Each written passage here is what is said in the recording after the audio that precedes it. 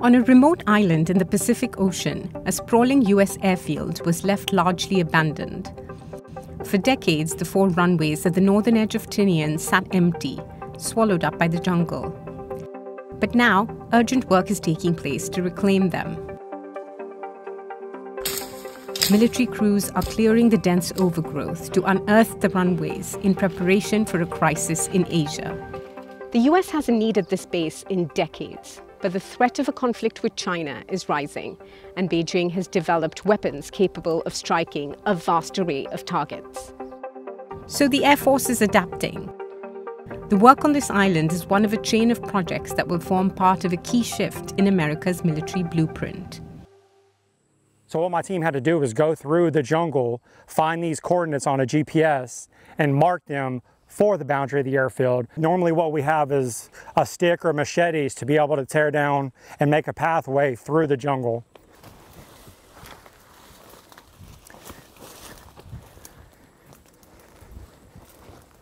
And this is what part of the battle that we fought every day was, going through the jungle to mark these points the entire day, through the rain, through the humidity, and the heat of the day.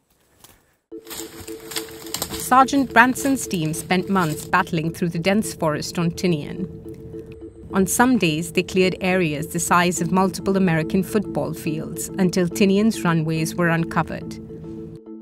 Over the last 60 days, it's really, what they have opened up is really monumental. It's crazy how fast they've done it. Major Rothschild's team is tasked with clearing years of overgrowth from the runways.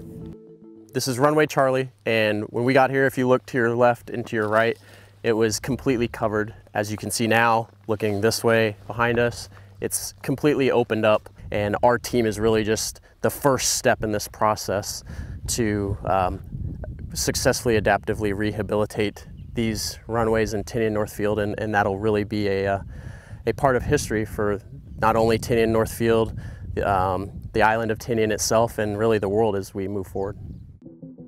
Once one of the busiest airfields in the world, Tinian's runways hosted large numbers of American bombers that struck targets in Japan during World War II. The atomic bombs the US dropped on Hiroshima and Nagasaki were loaded here. In the decades after the war, the picture changed and the US no longer needed airfields like Tinian's. That era has ended. US officials believe China wants to be ready by 2027 to carry out an invasion of Taiwan. Beijing sees the island as a breakaway province that it has vowed to bring under its control, by force if necessary. To deter China and prepare for possible conflict, the US is turning to an approach called Agile Combat Employment, or ACE. This means that if the US's large bases were under threat, its aircraft could fan out to a network of smaller sites. As part of ACE, the US has identified airfields across the region that could be capable of receiving US forces, including a longer string of islands known as the Second Island Chain. That includes civilian runways and military airstrips.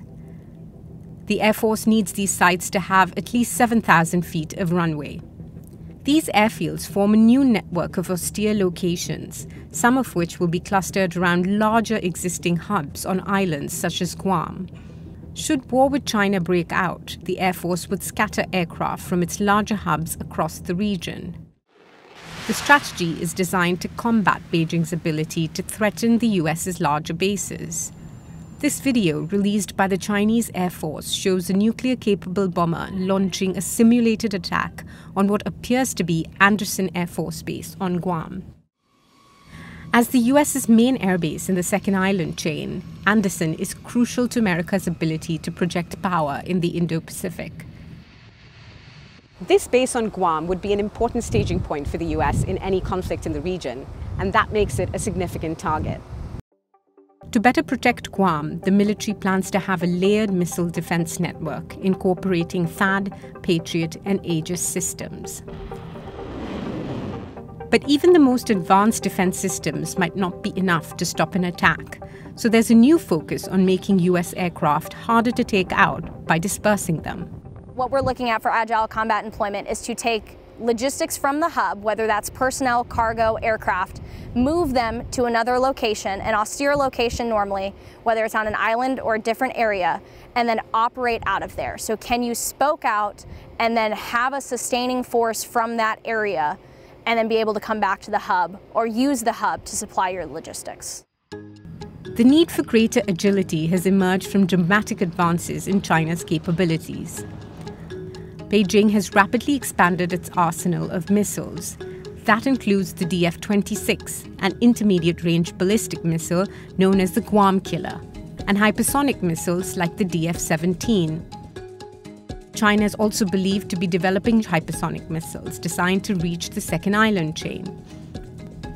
Unlike a traditional ballistic missile, which follows a predictable trajectory, hypersonic missiles can change direction mid-flight, making them much harder to shoot down.